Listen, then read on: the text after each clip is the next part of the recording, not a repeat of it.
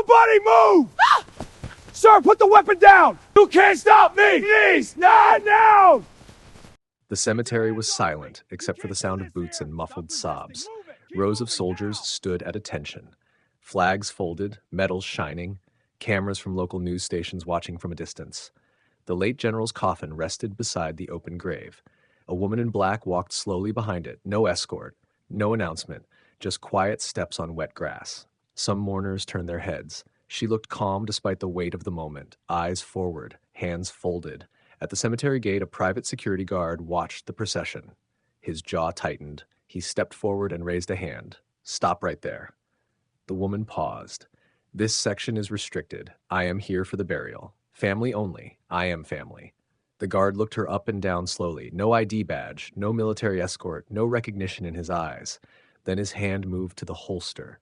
Step away from the grave. Murmurs spread through the crowd. One soldier whispered something to another. The woman remained still. This is unnecessary. The guard pulled the gun halfway out.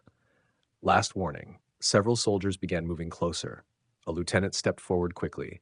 Lower the weapon. The guard refused. Not until she leaves.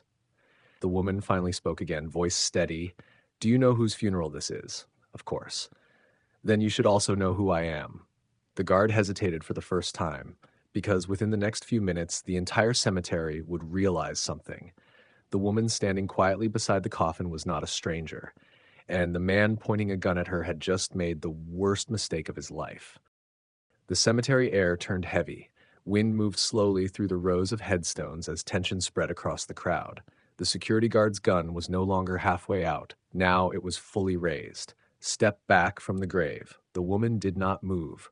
Soldiers nearby stiffened. Several hands quietly moved toward their own holsters. A lieutenant stepped forward again, voice firm. Lower the weapon immediately.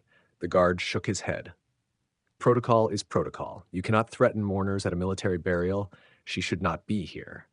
Whispers moved through the crowd. Family members watched in disbelief.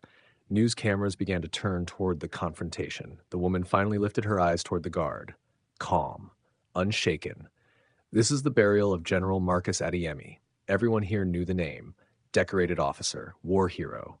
A man whose command had shaped entire military operations. The guard nodded impatiently. Exactly. Which is why unauthorized people cannot approach the grave. A captain standing among the soldiers suddenly stepped forward, his voice cut through the air. Stand down.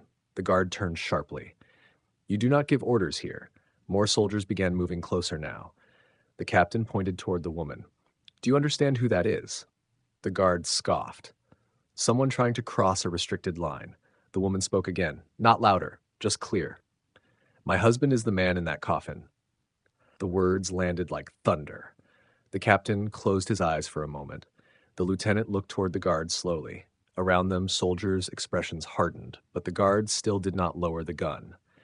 And that refusal was about to trigger consequences no one in that cemetery could stop. The cemetery fell into a silence that felt heavier than the coffin itself. The guard's gun was still raised. For a few seconds, nobody moved. Then the captain took one step forward. Lower the weapon now. The guard shook his head stubbornly. She crossed a restricted line. The lieutenant's voice became colder. You are pointing a firearm at the widow of a decorated army general during his burial. That is not protocol. That is a threat. Several soldiers began closing the distance, boots pressing firmly into the grass. The guard finally noticed something had changed. The men approaching him were not ordinary mourners. Medals on their uniforms, combat ribbons, officers who had served under the man in that coffin. One soldier spoke quietly. You are going to regret this. The guard tightened his grip. Nobody moves. Bad decision. Military police who had been stationed near the funeral vehicles suddenly stepped forward, hands already on their weapons. One officer gave a clear command. Drop the gun and place your hands where they can be seen. The guard looked around. For the first time, the confidence in his face cracked. Do you know who hired me for this security job? The military police officer stepped closer. That does not matter anymore. Slowly, the gun was pulled from his hand. Another officer moved behind him. Cold metal cuffs snapped around his wrists. The crowd watched in stunned silence as the guard who had tried to control the scene was now being escorted away from it. The widow never raised her voice. She simply stood beside the coffin again. But The situation was far from over, because pointing a weapon at a civilian was serious. Pointing it at the widow of a military general during an official burial ceremony was something else entirely. The video spread faster than anyone expected. Within hours, footage from phones and news cameras flooded television and social media. A security guard pointing a gun during a decorated general's burial, soldiers shouting commands, military police forcing the weapon down, and the widow standing calmly beside the coffin. By the next morning, the story had reached national headlines. Investigators moved quickly.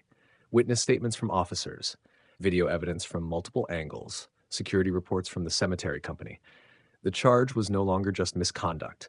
Prosecutors listed aggravated assault with a firearm, unlawful threat, and endangerment during a protected military ceremony. The courtroom weeks later was silent as the footage played again. The guard sat at the defense table, no uniform, no confidence. Across the room sat the widow, still calm, still quiet. When the judge spoke, the tone was final. A firearm was used to threaten an unarmed civilian. The act occurred during an official burial ceremony for a decorated army officer. The threat created danger for mourners, military personnel, and the public. The judge paused. The court finds the defendant guilty. The sentence was severe. Life imprisonment.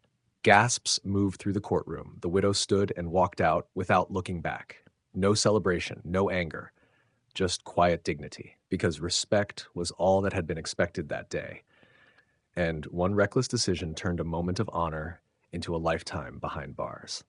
If this story shocked you, comment justice below and follow for more stories where one moment of prejudice changes everything.